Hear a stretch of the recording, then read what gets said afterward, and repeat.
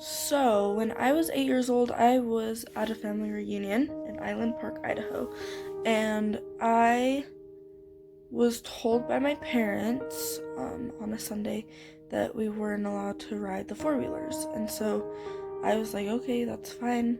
Anyway, my 11-year-old sister at the time had came up to me on that Sunday and said, hey, so-and-so told us we could ride four-wheelers, and it was one of our aunts or uncles, I don't remember who, and I was like, oh really, like, awesome, sweet, let's do it. And I was kind of like mad because I wanted to drive and my sister wouldn't let me. She was the one that wanted to drive, and she was older, she was 11, she was almost 12, and this happened on July 6th, and her birthday is July 13th, so she was like days from her birthday, so she basically was like 12. Anyway,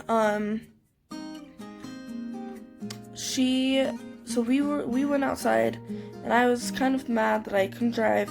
My grandpa, like, assured me, like, he was like, hey, it's okay, like, I'll take you for a ride later, and you can drive me, just let Morgan drive for a little bit, and, then when you get back, I'll take you for a ride, and you can drive me, and we'll have fun. So then I was like, oh, okay, like, let's do it. So my two cousins came, Ian and Lincoln, and they were in the back of the four-wheeler. It's a Rhino, so it's like the 4x4, and then it's the, like, ATV. It's kind of like a golf cart, but, like, for off-roading, I guess. So they were buckled in the back, and then I was in the passenger seat, and my sister was driving. And I had another cousin, Mackenzie. She was driving in a different four-wheeler, just by herself. So we went driving, super fun. However, the seatbelt was really, really bugging me. It was giving me like a rash in my armpit, and that was aggravating me, so I took off the seatbelt. And I kid you not, like at least 1 minute later, after I took off my seatbelt, my cousin Mackenzie was in front of us, and she was like picking up a lot of dust. It was blowing into our face, and we were kind of turning at the time, and we were going pretty fast. I mean, fast enough to have something happen. And so my sister slammed on the brakes, and we were turning, and when we slammed on the brakes, we like tipped over. And while like we were tipping over, like I had fallen out of the four-wheeler and I was smashed under it. My sister had fallen out and she fell into a bush, and she just had like road rash, and then my two cousins were seat belted in and they were fine. So prior to this, my dad was fishing and he had heard some rumbling in the bushes, and it kind of scared him, and so he left thinking that there was like a bear or something, and so he was scared. So he was riding back and he was behind us. He watched the whole thing happen, and honestly, if I had been stuck under the four-wheeler for any longer, there could have been a lot more damage than what happened. So he was able to lift the four-wheeler off of me and pull me out, and my cousins were crying, my sister was freaking out, my dad was like, guys, just help me right now so that I can get the four-wheeler off of her. So he was able to lift it, and he took me back in his four-wheeler, but the time in my mind, like, I wasn't wearing a helmet, so I could have hit my head, but I thought that my cousin in front of us, Mac, thought she had driven all the way back to the cabin, all the way back with my dad, and then lifted the thing off of me. I didn't realize that it was so quick. Like, it just, like, we were so lucky that he was there, and like, I don't know what would have happened if he wasn't, and it was really scary, just really scary. And my dad had taken me back to the cabin, and I was just in so much shock, and my whole arm, it's my right arm, it was so swollen, like I was just like ridiculously swollen, and so it was obviously broken. There was no skin damage at all. It was just broken. It was broken in two places, just clean cut though. So my parents drove me, and we all left. I had a 10-month-old brother, and we all drove back to Sandy, Utah, and we went to the Instacare, and we remember stopping on the way to get ice from like Arby's or McDonald's or something to put on my arm, and then my dad let me choose the song for the drive because I was so sad because I had broken my arm probably. So we went to the Instacare, and they were really worried that I had compartment syndrome in my arm, which is basically where you like lose feeling in your hand and you can't really like work your arm the way you could before. And so they sent me to Primary Children's Hospital, and they kept me overnight to make sure that everything was okay, and then they put me in a soft cast, like a splint. And then 2 weeks later, my sister was playing the piano and I was turning the pages for her, and I turned the page and there was blood like on the page, like after I turned it, and we both were like, what was that? It's so weird. Like, I was just confused, like, oh, I must have had something on my hand or something, like, I don't know. So then it was time for me to turn the page again, so I turned the page again, and there was more blood, and I was like, where am I, like, bleeding? Like, what is going on? So I was, like, looking around, I was looking at my shirt, like, my hands, like, I couldn't figure it out, and I looked at my shirt, and it was all red, but, like, my stomach wasn't hurting. I was just really confused, like, well, where is the blood coming from? And I was wearing, like, this dark blue, like, navy blue sling at the time, and, I looked inside, like, I looked at the sling, the navy blue sling, and it was covered in blood, and then, I looked inside of the sling with the soft cast, the splint, and it was covered in blood. Like, I had never seen that much blood in my whole 8 years of life. And so I ran upstairs, and my sister and I had kind of been messing around all day. We were fighting all day, and my mom was just sick of it, and my dad had hurried and closed the door and like locked it so that we couldn't come in. And I just remember screaming, like, there's blood everywhere. Like, I couldn't explain to them like how urgent this was. Like, I was really scared. I honestly was. Because what 8-year-old finds blood on their arm and, like, everywhere? Like, it was just crazy. So I was pounding on the door, and my parents finally opened it up. And they were really worried, like, what is going on? So my dad was like, well, we need to figure out what is going on. And my mom was like, we need to go to the Instacare, like, right now. My dad wanted to open to see, like, what in the world was happening, so he took the soft cast off, and we had found a huge, we don't even know what was on it. So we went to Instacare immediately, and it's called, so they looked at it and they were like, this is called a fracture blister. So basically it's like a shear injury. So when you break your arm, your like skin and everything like moves while the bone is breaking, so it kind of like, it's like friction, which causes like this blister, and there's just so much swelling, and like this blood just pulled up, and the blister finally popped, and it had just seriously, it just bled out. So we ended up going back to Primary Children's Hospital, and my bone doctor had told us that she thought that the bone was more important than the skin, because the bone was floating, because it was broken 2 places, so it was floating. And so she made the call of putting a cast over this blister. So she puts a cast on. I remember it was orange. Why would I choose orange? Don't ask me. I was 8. So I get home and everything's fine.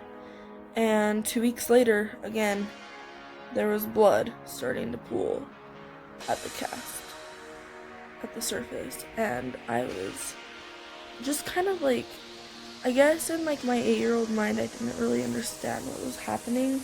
I didn't really understand that this thing on my arm needed to heal before it was going to stop bleeding. For some reason, I thought like once I got a cast, it was going to be okay, and the skin, like the blister on my arm, was going to heal and it was going to be fine. And probably they thought that too, because why would they put a cast over something like that? So we called Primary Children's, and they were like, just blow dry it. And it doesn't, honestly, looking back, and I'm going to nursing school right now, and I'm looking back and I am like, what were they thinking? Like, that is just crazy. Blow dry it? Like, that doesn't make any sense. So my mom and I sat in her bathroom for hours that day, just blow drying my arm through the cast. Like, how is that gonna help anything? Like, maybe make it scab, but like, it's gonna continue to bleed. It's just an open wound. So we went back like a week later, and when they took the cast off, this huge like chunk of my arm just came off with the cast because it had been stuck to where all the casting was. And it was, I remember, like, I don't think I understand fully what was going on. I just remember being like, wow, my arm is falling off pretty much. And talking to my parents now, they have been like, they told me that, like, in that moment in time, they were freaking out. Like, how do you see your 8-year-old daughter have half of her arm, like, just falling out? Like, it was crazy. They literally got scissors and just chopped all of that skin off. And all of the nerves were dead, so I wasn't in pain, since all of the nerves were dead, and it was just so weird. So they rushed me into surgery, and they gave me Versed to calm me down because I had never had surgery before, and I was really scared, and I had a complete opposite reaction to Versed than what I should have.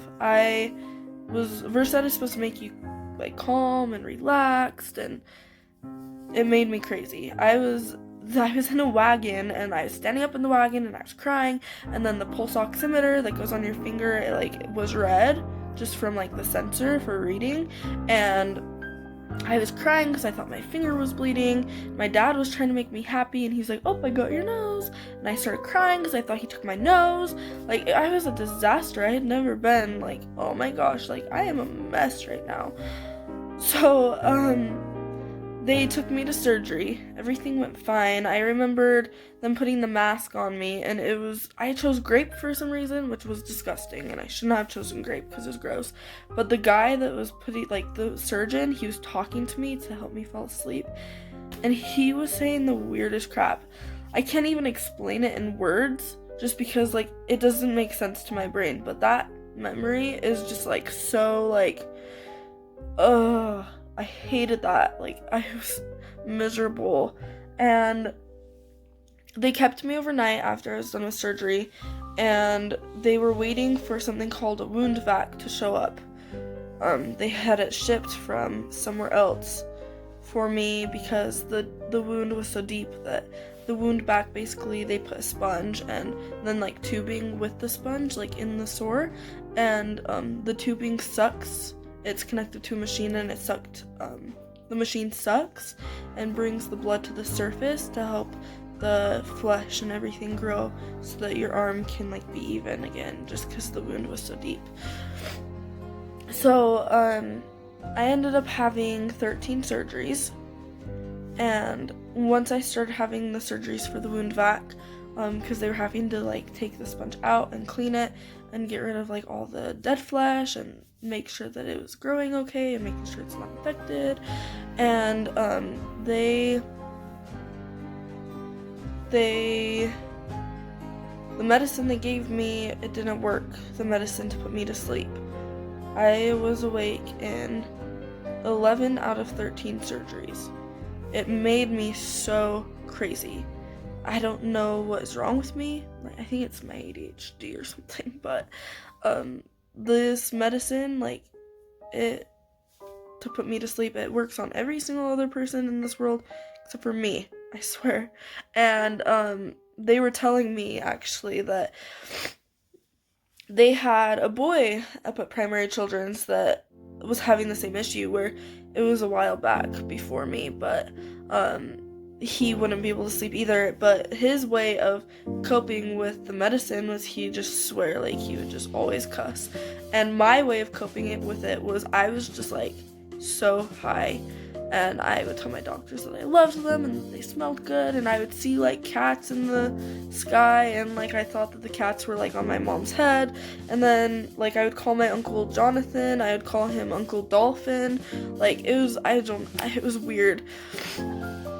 So this whole experience just is wacky, and I, as an 8-year-old, I feel like I just couldn't really process it.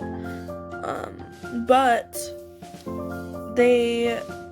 after I was done with 12 out of 13 surgeries, I had a yeast infection in my arm, and they didn't chart it. And so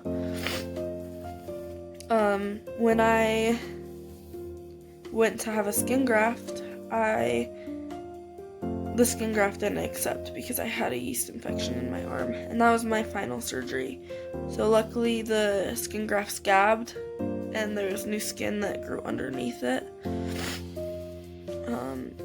But my scar, it's white around the edges but brown in the middle, and the reason why it's brown is because the skin graft didn't accept. And then I had lots of just crazy things happen during all of that.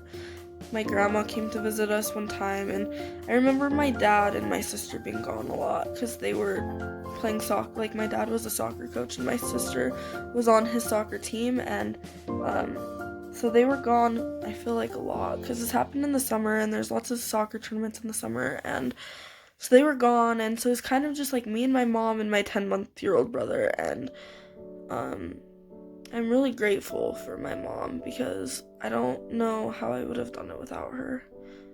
And she said that like every day before surgery I would skip into the hospital like so happy, and I just was happy, and it made things easier for her. And then my little brother, he had his first steps while I was in the hospital, and my mom doesn't remember it just because of how hard everything was. And then my grandma came to visit me one time, and the one time that she came to visit me, they were trying to give me an IV, and my veins kept rolling just because I had had so many IVs. So they ended up giving me a PICC line, which was hard as it was. But the IVs, my grandma watched them give me an IV, and she passed out because she, like, I don't know why. And then she started seizing. So my mom had to leave me at Primary Children's in the hospital by myself to take my grandma to the emergency room at the University of Utah. And it was just so weird. Like, all of my nurses weren't taking care of me. They were taking care of my grandma because she was seizing, and I don't know, she doesn't have seizures. Like, she is so weird. She's like convulsing and stuff, and just weird experiences were happening, and I just feel so bad for my mom that she had to deal with all of this, because I can't imagine being a parent and having to deal with all of that. And I don't know, it was just really, it was hard. Like, looking back, like, I'm really glad that it happened, because I'm going to nursing school because I feel like all of my nurses were so good. They were so nice to me. They were like the reason why I was happy and that I was okay to be there. And I feel like I need to pay that back, and I need to do better at charting, and I want to like be able to be the nurse that like everybody wants, and I can still chart good. And I don't know, it's just hard to look back, but I have a scar on my arm and on my leg, and I'm not embarrassed of it, but I think that a lot of people are embarrassed to ask me what happened. But I would prefer people to actually ask me, just because I'd rather have them ask me than stare or talk behind my back about it. And I guess I'm posting this video just because a lot of people do wonder, but they're afraid to ask, and I don't want it to be like something that people are afraid to talk to me about, or like I want it to be like open and out there, and I always have been open. Like, if anyone asks, like, I don't care if people ask, I'd rather have them ask. My other thing though is a lot of people say that it's gross. when I was in 6th grade, it was really hard just because there were kids at school that would tell me how ugly it was and how gross it was, and I have fought so hard to be able to keep my arm, and when people tell me that it's gross, it's really offensive just because all of the crap that I went through to still have my arm. It's a miracle that I have my arm, and I think that my scar is beautiful in its own way, and I know that a lot of people don't think that, but they don't know me. They don't know what I went through to have this, and I just think that a lot of life has you just have to have perspective, and you just have to, you just can't say things like that. You can't say, your arm looks ugly. That's just so rude. It's my arm. It's on me for the rest of my life. There's nothing I can do for that. But, I don't know. I'm grateful it happened, and I don't blame my sister for what happened.